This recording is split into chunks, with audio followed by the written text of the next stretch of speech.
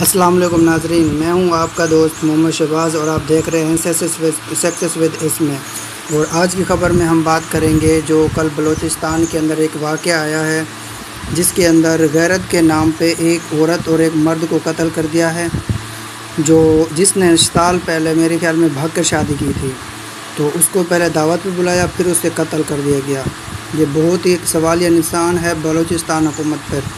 اور دوسرا یہ کے پی کے اندر جو سینٹ الیکشن ہو رہے ہیں، اس میں جتنے بھی امیدوار تھے جو ناراض تھے، جنہوں نے اپنے کاغذات واپس نہیں لیے تھے، انہوں نے بھی واپس لے لیے ہیں۔ 5 میں سے 4 امیدواروں نے اپنے کاغذات واپس لے لیے ہیں۔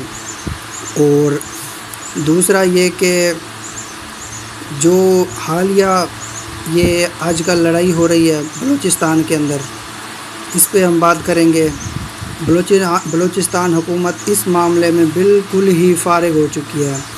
وہ بلوچستان حکومت ایسا ہے جیسے کوئی کام ہی نہیں کر رہی، اس کا حکومت کرنے کا کوئی فائدہ نہیں ہے۔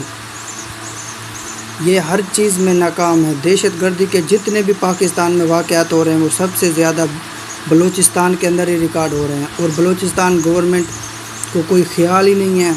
ابھی جعفر ایکسپریس والا واقعہ جو ریلوے والا واقعہ پیش آیا ہے، اس کو دیکھ لیں آپ، اور یہ بس والا واقعہ دیکھ لیں، اور اب یہ واقعہ 5-6 بلوچستان حکومت کر یہ سمجھ ہی نہیں آ رہا۔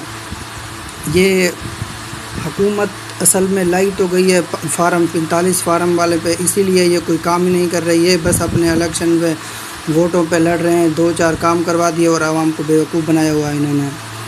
تو اگر میری ویڈیو آپ کو اچھی لگے تو چینل کو سبسکرائب کر دیجئے، اور لائک اور اچھا سا کومنٹ کر دیجئے، تاکہ میں اپنی اچھی اور ویڈیو بنا